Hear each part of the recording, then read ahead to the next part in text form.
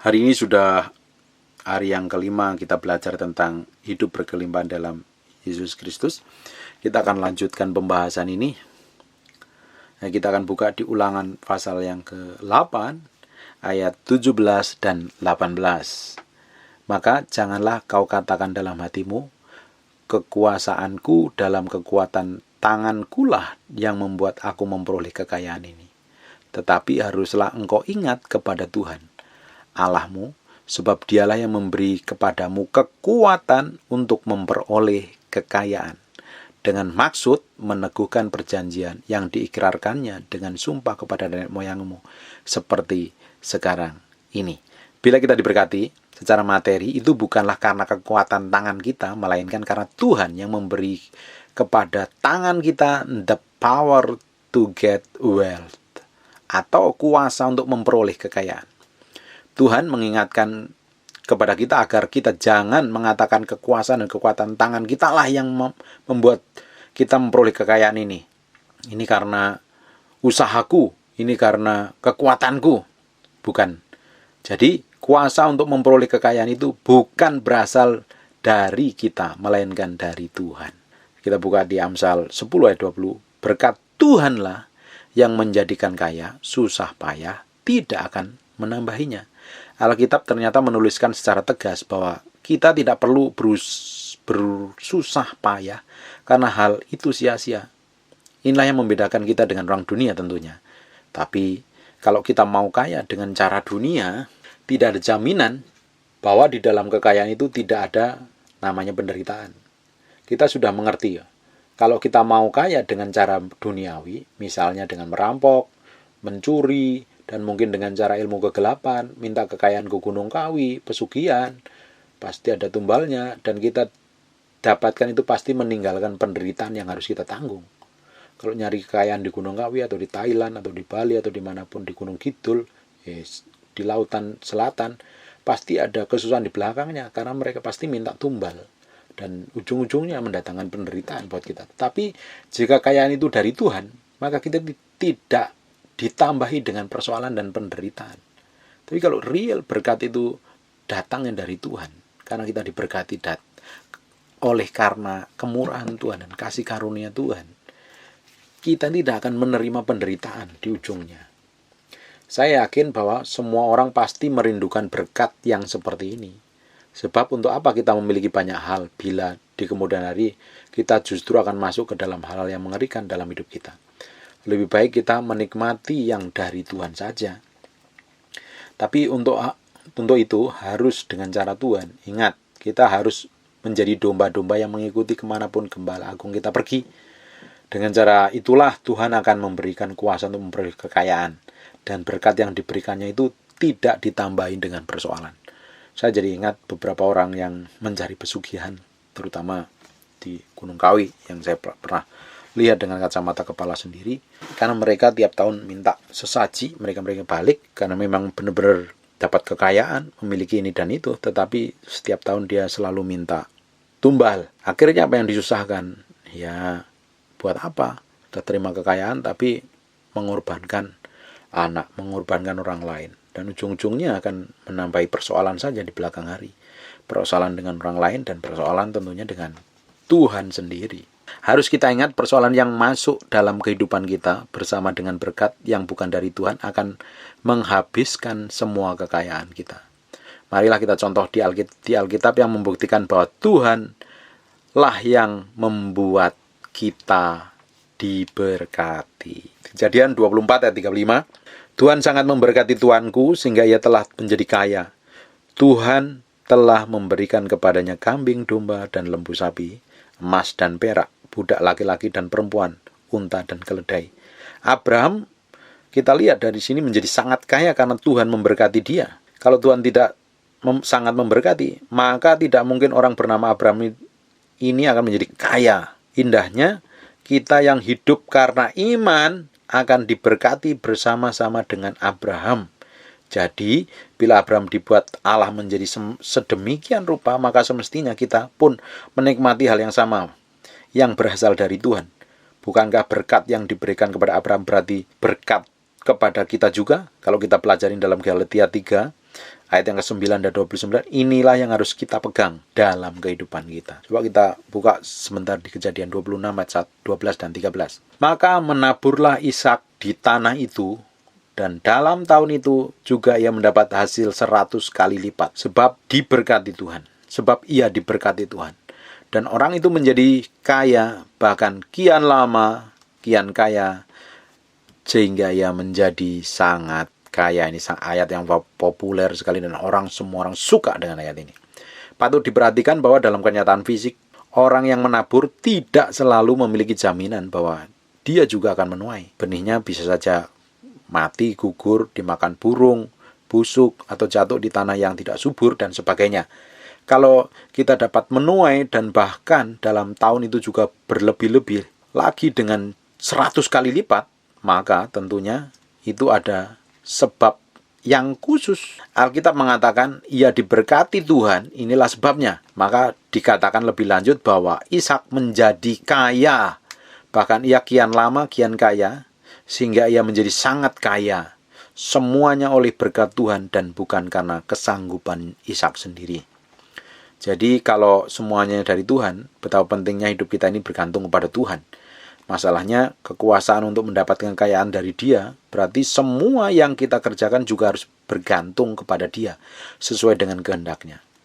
Di sini kita coba belajar dari pengkhotbah yang menjelaskan kepada kita, di pengkhotbah pasal yang kedua, ayat yang kedua, karena orang yang dikenannya, ia mengaruniakan hikmat. Perhatikan baik-baik nih. Karena orang yang dikenannya, ia mengaruniakan hikmat, pengetahuan, dan kesukaan. Tetapi orang berdosa ditugaskannya untuk menghimpun dan menimbun sesuatu yang kemudian harus diberikan kepada orang yang berkenan, orang yang dikenan Allah.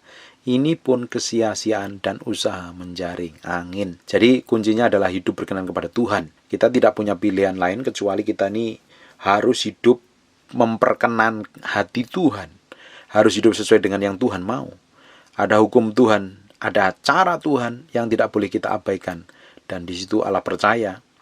Dan situ orang percaya harus mengerti bahwa jika kita ini berkenan kepada Tuhan, maka segala sesuatunya yang akan Tuhan berikan dalam kehidupan kita.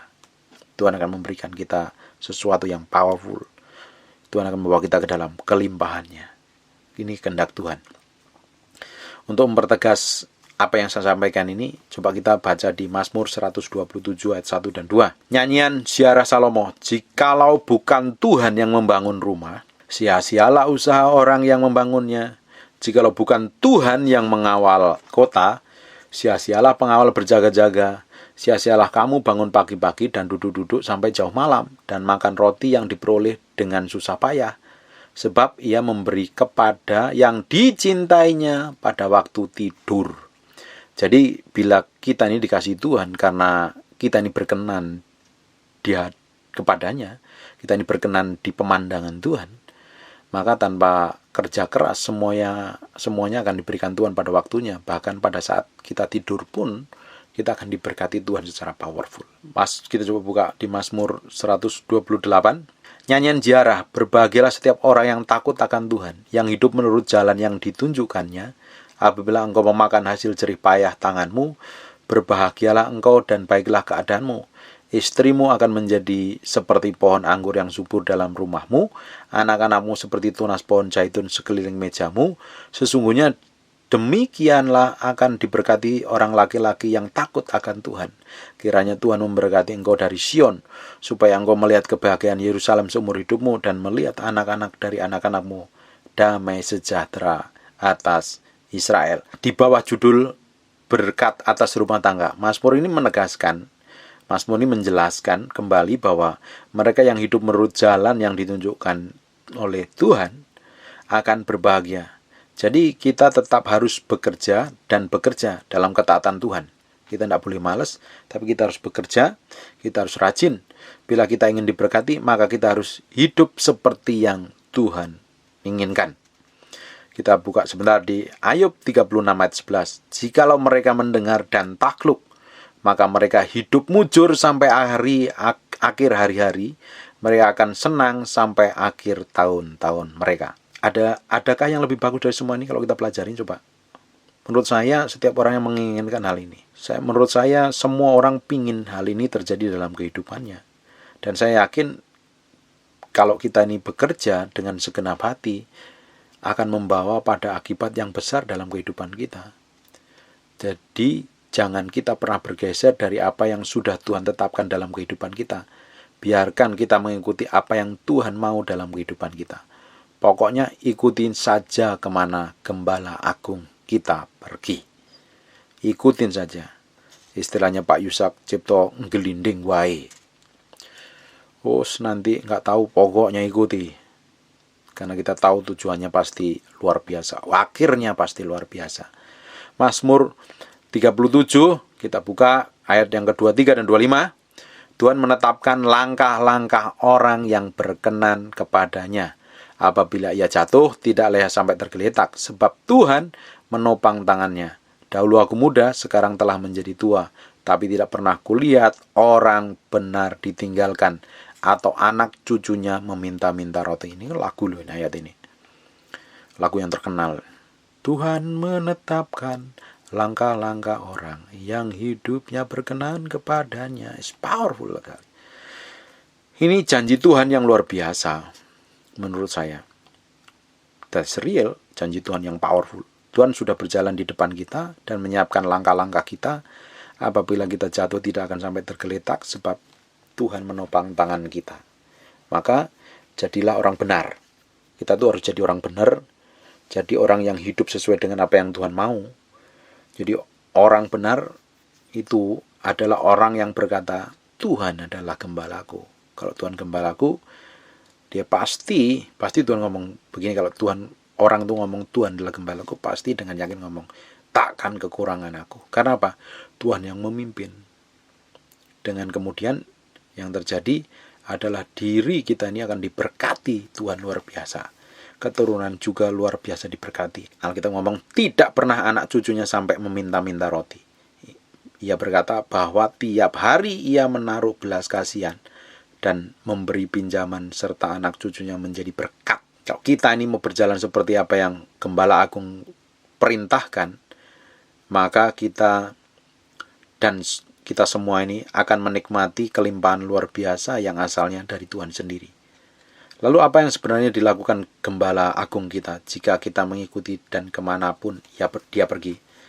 Saya percaya ada berkat-berkat berkelimpahan di belakangnya. Ingat, dulu ketika mereka pertama kali mengenal Tuhan, tidak banyak orang bijak.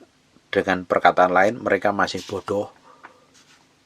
Mereka tidak berpengaruh, bahkan mereka mungkin mudah terpengaruh. Tapi kalau Paulus berkata, ingat saja bagaimana keadaan kamu dulu. Ini berarti keadaan yang sudah lampau. Tapi sekarang, setelah mereka ikut Tuhan, keadaannya berubah luar biasa. Yang dipengaruhi jadi mempengaruhi, yang memandang jadi terpandang. Inilah yang harus kita perhatikan nih, bahwa ikut Tuhan itu akan selalu membawa kita naik terus ke atas sampai kita menikmati from glory to glory di dalam 2 Korintus 3 ayat 18, atau dari kemuliaan kepada kemuliaan yang lebih powerful dan luar biasa lagi. Tapi janganlah kita ini hidup mencurigai Tuhan. Tanpa sadar banyak orang berkata begini nih, untuk apa aku ikut Tuhan? Untuk apa aku bekerja keras? Untuk apa aku taat kepada Tuhan? Toh nanti mungkin dia akan memberikan ujian yang berat dan tidak mendengarkan doaku. Kita ini tidak boleh mencurigai Gembala Agung kita. Kita tidak boleh menaruh curiga kepada Gembala yang maha baik. Sebab dia selamanya adalah Gembala yang maha baik. Coba perhatikan yang dikatakan Paulus. Betapa banyak orang-orang yang diangkat hidupnya oleh Tuhan yang luar biasa ini. Kembali coba kita katakan, coba perhatikan apa yang dikatakan Paulus. Betapa banyak orang yang diangkat hidupnya oleh Tuhan yang luar biasa ini kembali mengatakan hal yang serupa. Karena banyak hal yang mungkin pada waktu lalu sudah kita alami sehingga kita merasa tidak dapat lagi percaya kepadanya. Inilah yang kita waspadai. Saya coba sampaikan, demi kasih Tuhan, jangan biarkan kepahitan atau hal apapun membuat telinga kita tertutup bagi firman Allah. Ingat, jika kita mau diberkati, jalanlah seperti yang Tuhan mau. Kita harus berjalan seperti yang Tuhan mau, seperti yang Allah mau. Maka kita akan dibawa Tuhan naik terus ke atas. Di Keluaran 6 ayat 8. Dan aku akan membawa kamu ke negeri dengan sumpah telah kujanjikan memberikan kepada Abraham, Ishak, dan Yakub, dan aku akan memberikan kepadamu untuk menjadi milikmu. Akulah Tuhan. Ini merupakan peringatan kepada kita, jika kita sudah putus asa dengan penderitaan yang kita alami, tekanan yang kita alami, jangan lagi bersikap seperti orang Israel. Sebab pengharapan kita tinggal satu, yaitu Tuhan, dan Dia tidak akan pernah mengecewakan. Ikut terus kemanapun Gembala Agung membawa kita. Ikuti apa yang Tuhan perintahkan, maka kelimpahan akan menjadi bagian dari hidup kita. Kita harus belajar dari kejadian orang Israel ketika mau dibawa berjalan ke dalam tanah yang penuh susu dan madu dengan kelimpahan, tapi di tengah perjalanan diuji, dites, menggerutu, ngomel, dan akhirnya mereka mati di padang gurun, tidak mencapai destinasi yang Tuhan mau. Hanya tersisa Kaleb dan Yosua, dan sisanya generasi yang di bawah 20 tahun, yang di atas 20 tahun dihabisin Tuhan. Nah, kita harus ngikutin. Kalau Tuhan bawa ke padang gurun untuk melewatinya, dan tujuannya bukan di padang gurun, tujuannya adalah tanah yang penuh susu dan madu, tidak usah menggerutu, tidak usah ngomel, tidak usah kecewa, tapi ikutin saja Gembala Agung yang menuntun. Ikuti adalah suara Tuhan, dan kita akan percaya, kita akan menikmati kelimpahan yang Tuhan sediakan buat anak-anak Tuhan yang percaya. Katakan amin. Kita akan belajar lebih dalam lagi besok, dan God bless you.